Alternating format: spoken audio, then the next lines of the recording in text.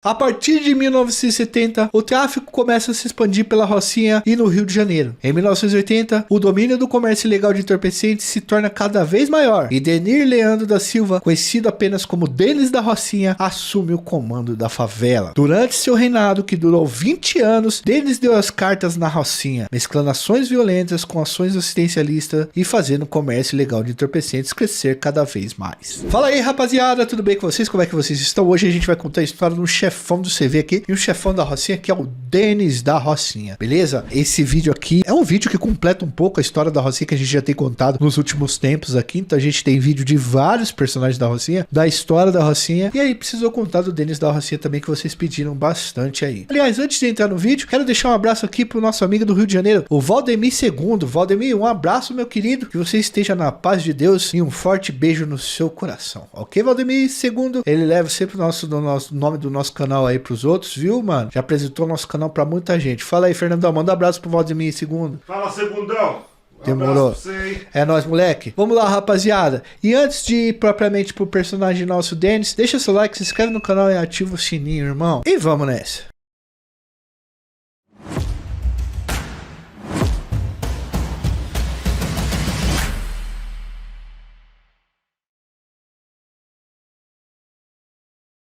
Galera, nós já fizemos um vídeo aqui que fala sobre os principais chefes da Rocinha. E já fizemos também vídeos separados, dando mais detalhes sobre a história de cada um desses caras que comandaram o comércio de entorpecentes nessa imensa favela do Rio de Janeiro. Agora, hoje, mais especificamente, a gente vai falar de um dos caras que comandou a Rocinha por 2 décadas e implantou nela um esquema que foi adotado por muitos de seus sucessores. O nome desse cara é Denir Leandro da Silva e ele se tornou conhecido como Denis da Rocinha. Para você entender melhor essa história, pra gente deschavar ela aqui para vocês, é importante lembrar porque a Rocinha virou um lugar fundamental para o comércio de entorpecentes carioca. A história dessa favela, galera, começa em 1920, quando uma fazenda de café tem as suas terras divididas em diferentes áreas agrícolas chamadas de roça. Depois disso, em 1927, começa a fazer ali um loteamento irregular e a partir de 1950, essa área vai se tornar super povoada com a chegada de muitos imigrantes nordestinos para o Rio de Janeiro. Já falou muito sobre a imigração nordestina para o Rio, tá? E a explicação para essa expansão populacional é a de sempre. Com a especulação imobiliária e o alto custo das moradias em regiões centrais, resta aos mais pobres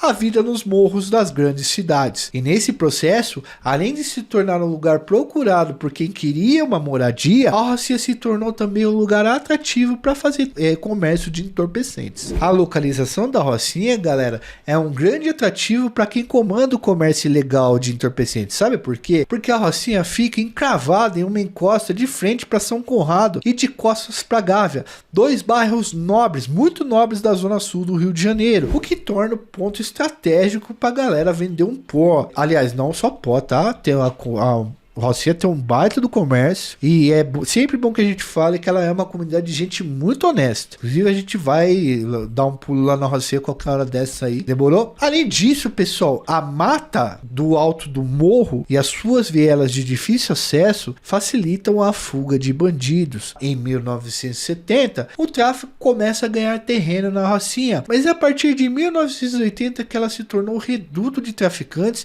e também disputa entre diferentes chefes pelo comando ali do local. Denir Leandro da Silva, o Denis da Rocinha, foi um dos caras que fez a história, liderando o tráfico ali na favela. Galera, ele era um cara extremamente vaidoso, que não tinha medo de mostrar o rosto e gostava de fama e a posição que ela dava. Inclusive, é muito louco isso, porque muitos dos moradores que conheceram o Denir, não, o Denis da Rocinha, dizia que o dia que ele ia tirar a vida de algum vacilão, ele vestia uma bermuda branca. Eu não sei se é história, mas assim, se é real ou não, mas muita galera fala isso. Como ele gostava de ostentar, de aparecer, ele não se incomodava em dar entrevista e em falar sobre como que ele comandava a Rocinha ali, o tráfico de entorpecentes na Rocinha. Na favela, galera, ele seguia o estilo assistencialista, o que fez com que ele se tornasse muito querido entre os moradores. E essa pegada assistencialista se tornou ainda mais forte quando Denis da Rocinha conseguiu eleger a sua amante, uma mulher de 27 anos chamada Maria Helena, como presidente da Associação de Moradores da Rocinha. Rocinha, beleza? Com isso, com essa eleição da Maria Helena, ele estabeleceu vínculos ainda mais fortes com o movimento comunitário, e isso se tornaria uma estratégia usada por muitos outros traficantes tempos depois, tá? Maria Helena acabou perdendo a vida em 1987 em um crime que foi atribuído ao jogo do bicho, que disputava espaço com o tráfico dentro da favela. Mas o que realmente aconteceu de verdade nunca foi completamente esclarecido, tá bom? Segundo os jornais, pessoal, o jogo do bicho e o tráfico brigavam pelo poder dentro da favela, e a situação se tornou mais tensa quando os bicheiros se recusaram a dar cestas básicas para os moradores em determinada época em que os moradores estavam passando por momentos de necessidade. Maria Helena teria tido um embate muito forte com o bicheiro, dando até mesmo um tapa na cara dele. Depois disso, ela teria sido eliminada com um tiro na cabeça. Aliás, isso é muito louco, porque a gente tem um vídeo contando essa história aqui em detalhes, que é o vídeo sobre o Zé do Queijo. O Zé do Queijo foi um cara que resistiu um tempo à entrada do tráfico de entorpecentes na Rocinha, e ele era o grande rival do Denis da Rocinha e da Maria Helena, para tentar ali tomar, enfim, ter poder em cima da associação de moradores na época da Rocinha, que tinha muita força. Denis, galera, foi o primeiro traficante a adotar uma lógica empresarial para venda de entorpecentes ali dentro da Rocinha. Com isso, com essa lógica, ele aumentou suas atividades e expandiu muito o seu lucro, virando um traficante com muito dinheiro mesmo, comerciante de entorpecentes com muito dinheiro. Ele fazia o uso da força para eliminar os seus rivais, mas também realizava diversas ações assistencialistas na comunidade, como distribuição de cesta básica, de ovo da Páscoa para criança, de brinquedo, tá? O que fazia com que ele fosse querido na região. E não só cesta básica, mano, remédio, gás, tudo que a população mais pobre necessitava e o governo, o estado não dava ali, né, não supria. Em julho de 1987, o Denis da Rocinha acabou sendo preso, mas continuou exercendo seu poder de dentro da penitenciária. Denis não queria ser enviado para Bangu 1 e conseguiu mobilizar os moradores da favela para tentar evitar isso através de uma manifestação. Bangu 1 na época, né, pessoal, era a cadeia que eles falavam que era cadeia trancadura de segurança máxima. Foi graças a uma ordem do Denis que a favela desceu para asfalto em agosto de 1987. Moradores da Rocinha invadiram as duas pistas da autoestrada Lagoa Barra para protestar contra a transferência de Denis para o recém-inaugurado presídio de Bangu 1, que era a menina dos olhos do governo do Rio de Janeiro para prender traficante famoso. O protesto não adiantou e Denis foi enviado encarcerado em Bangu 1, e de lá ele continuava dando as cartas na favela, indicando quem assumiria suas funções enquanto ele estivesse encarcerado ali, tá bom? A Rocinha, pessoal, era muito disputado, como eu já falei para vocês, e com a prisão do Denis houve uma alternância de chefes ligados ao CV, mandando na Rocinha ali durante esses os anos 90 inteiro e os anos 2000. De acordo com Misha Glenn, em seu livro Dono do Morro, qual nós indicamos aqui que é muito interessante, a expectativa média de vida dos chefes da Rocinha, depois que chegam ao topo, é de cerca de 10 meses, ou seja, o cara fica menos de um ano lá. Depois desse período, o domínio acabava, ou porque eles tinham sido presos, ou porque tinham perdido a vida em toda essa treta aí. E era Denis quem ia escolhendo esses caras lá de dentro de Bangu 1, tá bom? Conforme o Misha Glenn conta essa história, a estratégia de Denis era dividir para reinar. Assim ele distribuiu o poder entre 2 ou 3 chefes sempre, e as disputas entre eles eram sempre inevitáveis, e o Denis continuava com muito poder até mesmo dentro de uma prisão de segurança máxima. E o Denis, galera, incentivava tanto essa treta que começava a ter confrontos entre quem controlava a parte alta da Rocinha e às vezes quem controlava a parte baixa da Rocinha, às vezes dividia em 2, às vezes o cara unificava tudo. Muitas vezes o reinado dele, do Denis, era fruto do tamanho de estoque de armas que ele tinha sob seu controle lá. Em 1988, Denis deixou Bolado como seu sucessor. Com o fim de Bolado, o poder passou para as mãos de Naldo e de mais 2 colegas de Naldo, né? O Buzunga e o Cassiano, que a gente chama de Triunvirato do Pó. Para quem ainda não assistiu, a gente tem um vídeo que conta sobre esse rodízio dos chefes da Rocinha. Até 2001, galera, o Denis esteve diretamente ligado a esse rodízio de chefes, mas no ano de 2001, Denis perdeu a vida dentro de Bangu 1. Era 8 de janeiro de 2001. Um apagão deixou o presídio inteiro às escuras por cerca de 1 hora. Bem esquisito, né?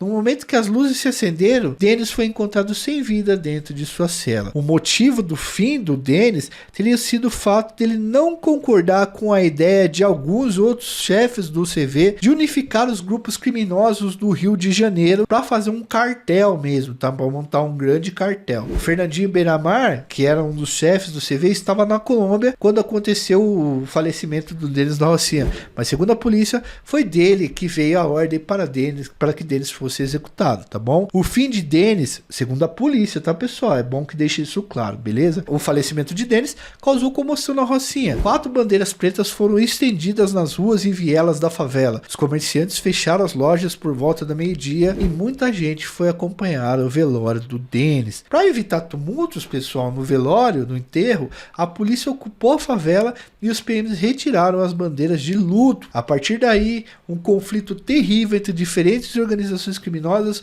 só aumentou e a Rocinha continuou sendo um grande palco de disputas do comércio de entorpecentes.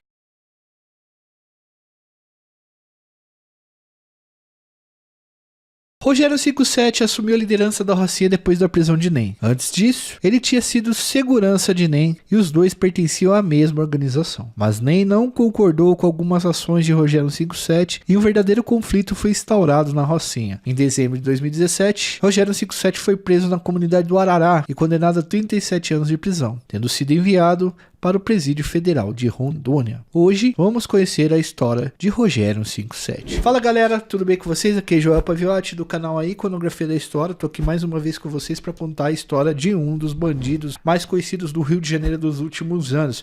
Vocês pediram bastante, faltava falar dele na Rocinha. A gente vai falar então hoje do Rogério 57. Se inscreve no canal, deixa seu like, ativa o sininho para ajudar a gente a produzir cada vez mais e melhor. A gente tá crescendo, com o nosso crescimento vem mais produção e vem mais qualidade também, mas você precisa deixar seu like, que é o pagamento vital do YouTube, e não se esquecer de se inscrever no nosso canal. Edu, roda a vinheta.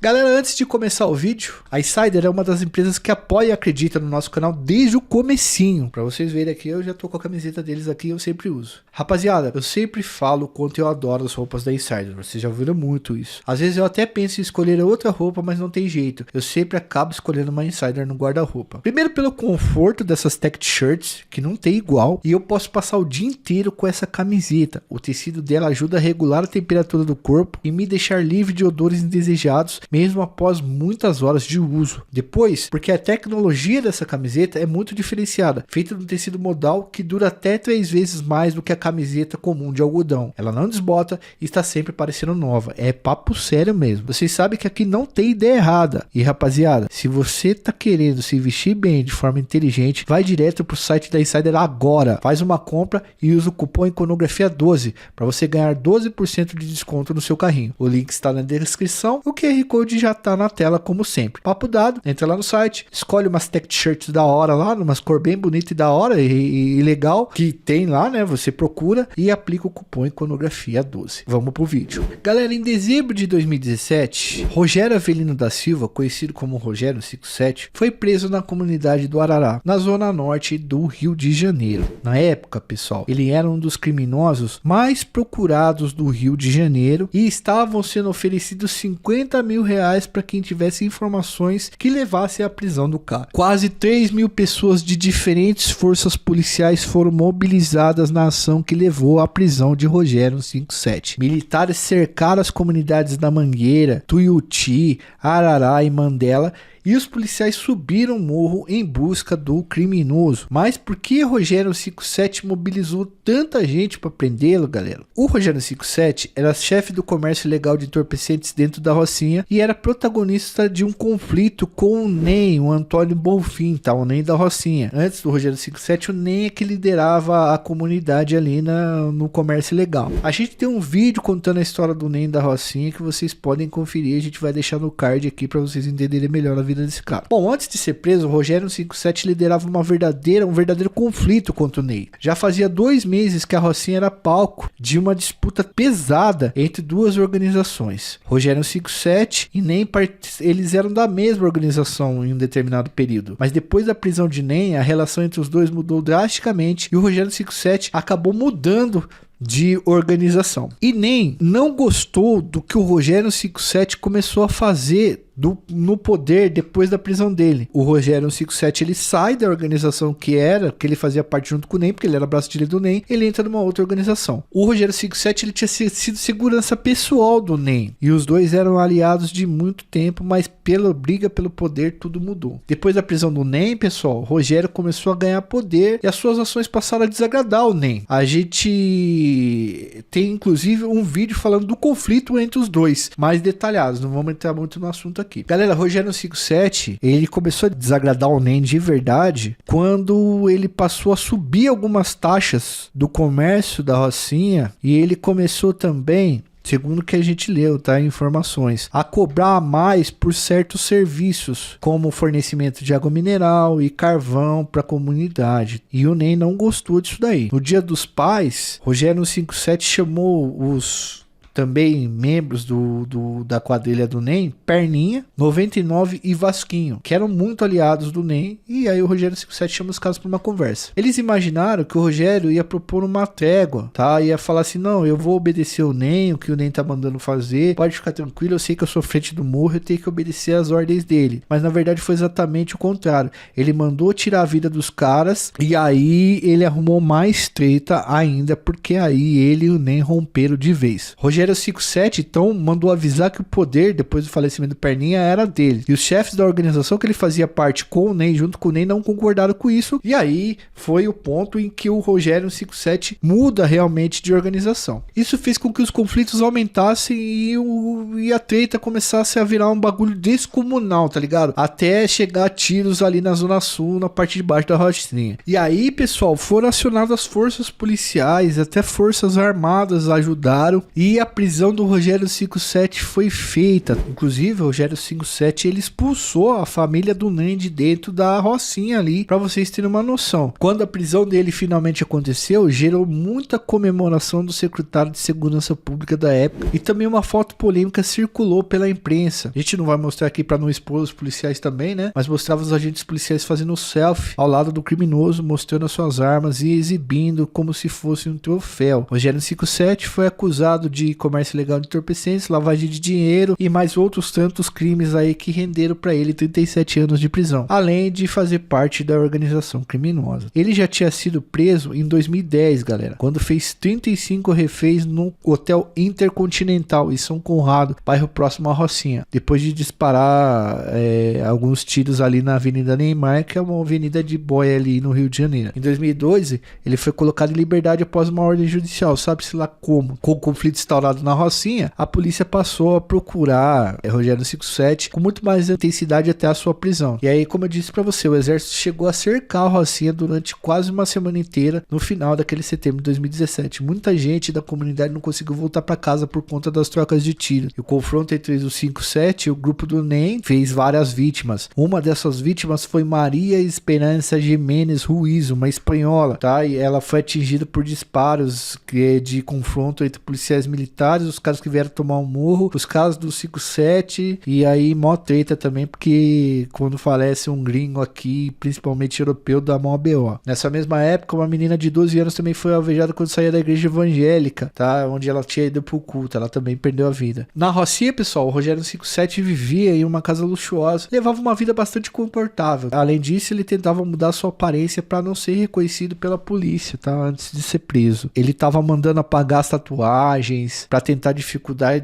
a identificação dos agentes policiais. Quando ele finalmente foi preso, ele estava na cama, debaixo de seus lençóis, e usava apenas uma cueca. Rogério 157 fingiu que estava dormindo e não ofereceu nenhuma resistência. Ele sabia que já havia perdido ali. No mês de outubro de 2017, a Danúbia Rangel, ex-mulher do Ney, foi presa também, tá? Que tinha sido expulsa de lá da Rocinha. Conforme a polícia, ela era uma das principais rivais do Rogério 157 na disputa do controle da Rocinha. Com a prisão de Rogério em dezembro, o comando da Rocinha ficou vago, e isso trouxe uma nova preocupação. quem assumiria essa vaga. Bom, o 157 foi enviado para a Penitenciária Federal de Porto Velho, em Rondônia, mesma penitenciária onde o NEM cumpria a pena na época, mas os dois ocupam pavilhões diferentes e não se cruzam em hipótese alguma dentro do local. De Rondônia, Rogério 157 mandou a ordem para mudar os gerentes do comércio lá da Rocinha. Ele tirou um cara do posto, que estava lá no posto que a população não gostava, que estava falhando na administração, e colocou dois novos gerentes, o Johnny Bravo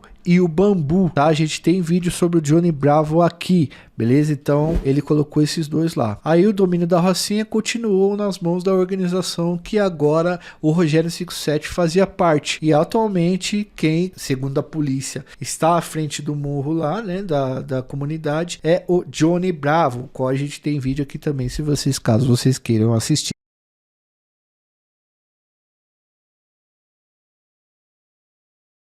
Johnny Bravo é considerado pela polícia do Rio de Janeiro como chefe do comércio ilegal de entorpecentes na Rocinha. Ele entrou no topo mais alto da gestão após o conflito armado entre NEM e Rogério 157, que marcou a história da comunidade. Hoje, vamos conhecer a história de Johnny Bravo. Fala galera, aqui é João Paviotti do canal Iconografia da História. Espero que vocês estejam bem, aguentando o dia a dia aí, que é um dia a dia pesado do cão aqui no Brasil. Hoje nós vamos falar novamente sobre um comerciante de entorpecentes lá da Rocinha. A gente gosta bastante da Rocinha, vamos fazer um tour por lá, mas a gente falou bastante dos caras e ainda não falou desse, tá? Então a gente vai falar hoje do Johnny Bravo, que muita gente pediu nos comentários pra nós aí, e a gente vê o comentário e na medida do possível a gente realiza o desejo de vocês aí com as informações que a gente tem e coleta. A gente demorou um pouquinho desse, porque tinha bastante informação pra gente conseguir coletar e sintetizar ela pra colocar no vídeo. Então eu peço o seu like, eu peço que você se inscreva no canal e ative o sininho. Pessoal, não pode esquecer de se inscrever, porque é a inscrição que faz o nosso canal crescer e ganhar mais visibilidade, até pra gente fazer mais parcerias. Então se inscreva, deixa o seu like, ative o sininho. Tem cara que assiste nossos vídeos quase todo dia e o cara não se inscreve, mano.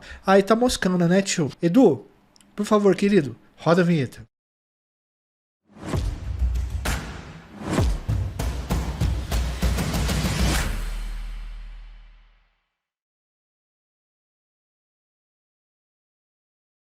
Rapaziada, John Wallace da Silva Viana é conhecido pelo apelido de Johnny Bravo. Johnny Bravo é aquele personagem forte da TV que usa um topetão lemão e tal, usa um óculos na cara, muito louco. O maluco parece que tem escoliose. Johnny Bravo é da Rocinha, uma das maiores comunidades do mundo, que fica na zona sul do Rio de Janeiro. Pra quem acompanha o canal, não é novidade alguma a gente falar da Rocinha, que a gente fala bastante. Temos vários vídeos só comentando sobre as coisas que aconteceu nessa comunidade. Eu indico pra vocês o vídeo sobre os vários chefes do comércio ilegal de entorpecentes que tiveram lá na Rocinha. Nesse vídeo, nós fizemos uma produção com a história de quase todos os chefes mais famosos do comércio de entorpecentes ali do lugar. E só faltou o Johnny Bravo, e a gente falou pra vocês que ia fazer sobre o Johnny Bravo, e missão dada é missão cumprida. Pra contar a história do Johnny Bravo, temos que voltar um pouco na história aí, pra entender uma treta que aconteceu em 2017 lá na Rocinha. Na época, pessoal, em 2017, tava rolando uma treta entre Antônio Bolfin, conhecido como NEM, e Rogério Avelino da Silva, conhecido como Rogério 157. Guarde o nome desses dois. Inclusive, a gente tem um vídeo sobre o NEM, do Rogério 157, a gente ainda não tem, mas fica aí a promessa de fazer pra vocês.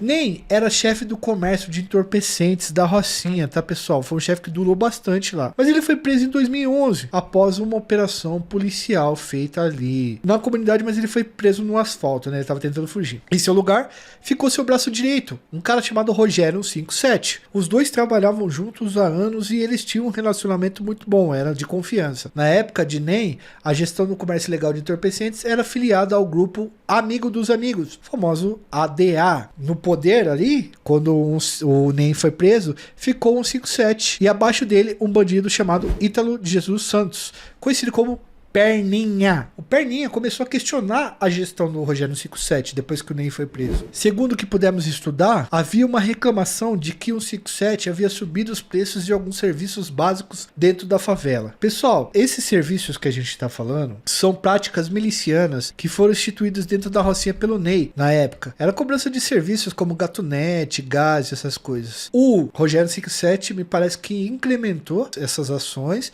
e subiu os preços. O Perninha foi reclamar com ele, eles discutiram e os dois acabaram rompendo. E Perninha acabou sem vida, sendo executado. E a família de NEM foi expulsa da comunidade pelo Rogério 57. Esses fatores fizeram explodir um conflito pesado na comunidade que precisou até de intervenção das Forças Armadas, tio. Era pipoco, pou, a noite toda, o dia inteiro. O nem conseguiu ajuda de outros morros pra tentar retomar o controle da Rocinha. Foi mó fita, mano. Aquela fita, né, mano? Zona Sul. Tiros na Zona Sul, o bicho pega, tá ligado? O Rogério 57, então, se filiou, você vê, e pediu reforço. E o bicho pegou durante os dias lá na comunidade, tá? Novamente, deixando exposto pra vocês. O bairro fica na Zona Sul. Então, tudo que acontece na Rocinha acaba tendo uma baita de uma repercussão, porque tá do lado de bairros muito nobres ali, de gente que tem muito dinheiro dentro do Rio de Janeiro. E essa repercussão traz muita polícia. E é aquilo, cara. Quanto mais repercussão tem a treta, mais forte é o braço da polícia em cima do cara. Cara, e é isso. Se você quer brigar ali na Rocinha, você sabe que malandro, quando faz muito barulho, entra em cana. Então a polícia vai pesado em cima do cara. Então o Rogério 57 foi preso nesse conflito e ele colocou um cara no lugar dele. Mas não deu muito certo. Parece que o cara não tratava a população muito bem. Aí o que o Rogério 57 fez? Ele acabou dividindo a Rocinha em dois. Deixou uma parte com o Johnny Bravo e uma parte com um cara chamado Leandro Pereira da Rocha, também conhecido como Bambu. O Johnny Bravo, pessoal, ficou responsável por uma parte da Rocinha e o Bambu pela outra. Só que o Bambu começou a desarrumar com o Estado também, entendeu? Ele começou a ter uns problemas. Ele acabou se envolvendo no falecimento de um policial militar do Rio de Janeiro, um policial jovem, sabe? O soldado Felipe Mesquita, que Deus o tenha. Enfim, acabou falecendo ali por tretas dentro da Rocinha, que aconteceu disparos. E enquanto o Bambu se metia nessas tretas, o Johnny ia se destacando como o braço direito, o Rogério 57 fazendo as coisas muito certo que o Rogério 57 pedia. Inclusive o Johnny já apareceu até com joias, em fotos com joias, essas coisas aí, em homenagem ao Rogério 57, tanto que a fidelidade dele ao cara que, enfim, deu a oportunidade para ele no crime. Segundo o que apuramos, o Johnny Bravo é fluente em inglês e aficionado por academia. Ele não gosta de aparecer em fotos, nem em vídeos ali dentro da comunidade. Tem até uma parada que filmaram ele e os comparsas na Rocinha e mandaram avisar que os caras iam do movimento ir atrás de quem fez o vídeo e ia meter o louco. Bom, galera, o Johnny foi um dos articuladores da tomada do Morro da Mineira. Ele forneceu armamentos e homens para tomar o morro que estava nas mãos dos rivais, tá? Isso é uma parte de destaque aí na história da gestão do Johnny Bravo. Essa tomada fez com que Johnny subisse ainda mais no conceito do CV, grupo no qual ele fazia parte junto com o Rogério 57 com o Bambu. Ele é conhecido por aparecer muito pouco. Algum tempo atrás, a polícia do Rio de Janeiro colocou uma recompensa de R$1.000 para quem entregasse informações sobre ele.